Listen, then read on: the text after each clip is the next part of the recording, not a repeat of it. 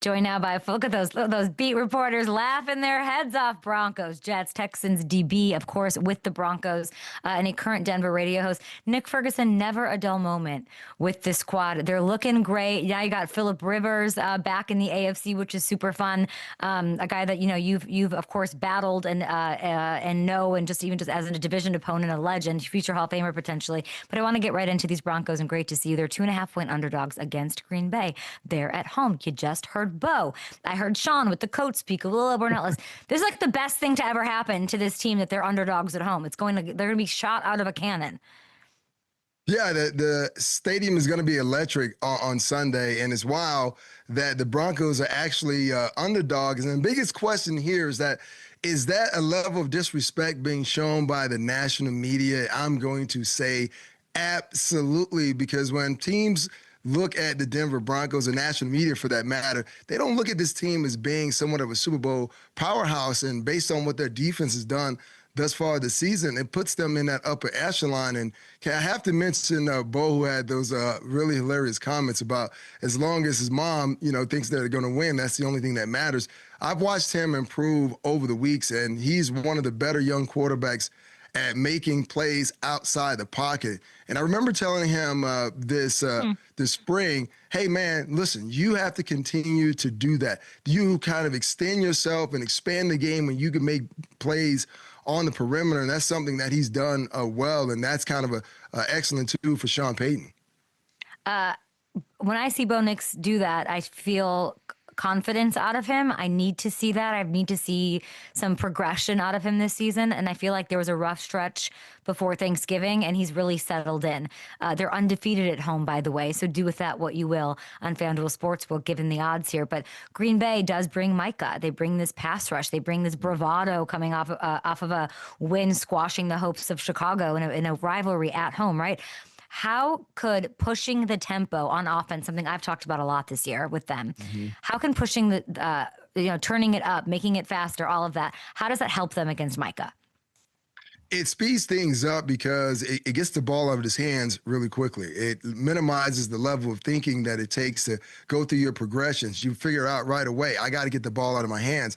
And just like you, Kay, I've called it the Ricky Bobby offense. Hey, we need to get this guy going, because we've seen him, move the ball down the field at a rapid rate, and we've seen it against the New York Giants. And it gives me a lot of hope to say, okay, well, if we speed things up, imagine how much pressure that puts on a defense to be sound and be perfect with everything that they do. But more importantly, it doesn't allow the defense to change their personnel. You get them on the field, you just go. Ricky Bobby, Spider Monkey, Mountain Dew. You call all these particular plays, and now everyone knows in the huddle, okay, well, this is the routes, or these are the keys that I need to do as far as my routes and pass protection. I feel like we've seen these little bursts out of Harvey, and last week it was him grinding it out, which I needed to see. Like, I needed to see the way that he was carrying the ball and I loved it. A little more emphasis on the run game finally. Last week, 152 yards on the ground, Nick. Is that something that I will see more of in this game? Okay, I am hoping that we do. That's one of the things I've been pounding the table for here in Broncos country, the ability to run the ball, because I spend a time around, Kyle Shanahan when I coached for the 49ers, and obviously I played for Mike Shanahan. That's the staple of what they do. Run the ball to open up the pass. And we've seen, even though it's albeit against the Raiders, that was the most efficient game we've seen for the Denver Broncos offense all season long. And I know there were some doubts when J.K. Dobbins went down. What was going to happen with this run game? And R.J. Harvey, I'm telling you, man, this guy can actually do it all. It's just the fact of, will Coach Payton stay committed to the run game, even if he's experiencing some minus plays? Ben Powers was back. That's huge. A little nitty gritty for you. But this team has a run game, like you're saying. I think, like, clearly you pounding the table for its work. They were averaging 76.6 rush yards per game, weeks 10 through 13. And now we have this 152 last week. Let's keep it going and maybe hit those overs on FanDuel Sportsbook. I love it. Sean's letting Bo let it loose, which we love. Outside of Cortland, Nick, we've seen the ball sort of spread out in this offense. Are there other guys that you want to see get more involved down the stretch here? Yes, I'm glad you asked that question. I want to see more freaking Marvin Mims Can't wait. because we know what he can do. And Darren Rizzi talked about it yesterday about Marvin Mims and his capabilities on the special teams side of the ball. But when you talk about explosive plays, I mean, this guy can take the top off the defense. And it just seemed as though like this year is a repeat of last year because last year we didn't see a lot of Marvin Mims as far as getting passes. And then he had that explosion, 2 explosive plays against the Cincinnati Bengals defense. I'm like, well, he's capable of doing that same thing. Just give him more plays. Forget these little swing routes and those kind of jet sweeps. No, we need to see Marvin Mims going vertical because if you put Marvin Mims on one side and Troy Franklin on another, I mean, that's an offensive threat that the safeties have to attend for. And if you don't, that's going to be problematic for your defense. Sean's letting Bo let it loose, spreading the ball. You want more Mims involved. On the other side, I love these two teams. I love the Packers, and LaFleur's doing the same thing with Jordan in the way of trusting him. Obviously, he's got Christian Watson back, Jaden Reed's back. That's why. But he's letting him let it rip, and he's better, and he looks better. And Denver's defense, of course, top 5. Jordan Love is a big test. I'm curious your thoughts on that. Do you agree with that? Is there an area within this Broncos defense that gives Denver a matchup advantage they can exploit this weekend? Yeah, it does. It starts with the guys up front, Jonathan Cooper, and more importantly, Nick Bonito. When you have guys humming off the edge, it makes life as a defender, that much easier. Then you have Drake Greenlaw, who's been playing great over the past couple of weeks. Alex Singleton is back. But then you think about the Broncos secondary. All those guys are back healthy. You get PS2. It makes things really challenging. And if you are Vance Joseph, the defensive coordinator, you can say, well, I can run man, I can run zone, I could be in my bag defensively because I have all my pieces back. So they make it really difficult for opposing offenses to move the ball down the field. But bringing up Jordan Love, I have to go back just for a second and mention what happened a couple of weeks ago against the Commanders and Marcus Mariota.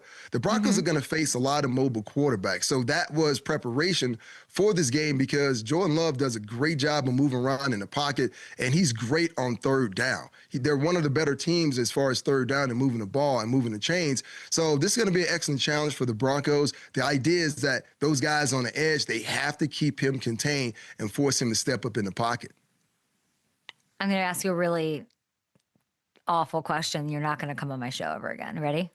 Okay. Better deep. Your Texans are rolling. Yeah. Better defense to win a Super Bowl, Texans or Broncos? You know what? Right now, I'll say the Texans. And here's the reason why. Because the Texans are forcing turnovers. The Broncos have yet to force any turnovers at a high rate. And right now, I believe they force 15 turnovers. So when you think about turnover differential, I mean, all the signs and trends lead towards the Houston Texans. I mean, you got Danielle Hunter with 11 sacks.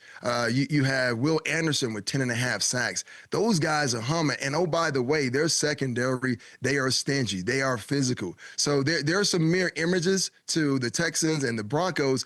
But the thing that set it apart is, can you create turnovers? And the Texans have done it at a high rate. And they've done it against some good quality teams too as well. Yeah, Denver's allowed 250 plus passing yards in 6 games this year. I don't know how much that matters, but just put it out there. Houston's only allowed that once. Of course, you have to think about, who they faced, all of these things, game script, and so on. Phillip Rivers. I love Phil. You That's faced great. Phil. I'm looking. Yes. We don't have we're trying to get it to television. You're trying to get footage? Listen. You picked him off 19 years ago. Oh, boy. 19 years ago. This was 2006, week 11, which is 19 years ago. This man is likely starting against Seattle. What are your thoughts? You know what? As a guy who played in my era, I'm happy for him. I'm glad he gets his opportunity. But I will say, quarterbacks, long snappers, and punters, they're the only guys that get this opportunity. Someone asked me yesterday, they was like, well, could you go out there and play a couple of plays for the Broncos? I said, mentally I could, but physically, no, I can't. But I'm happy for Phil. I hope he has a great day. And here's what happens.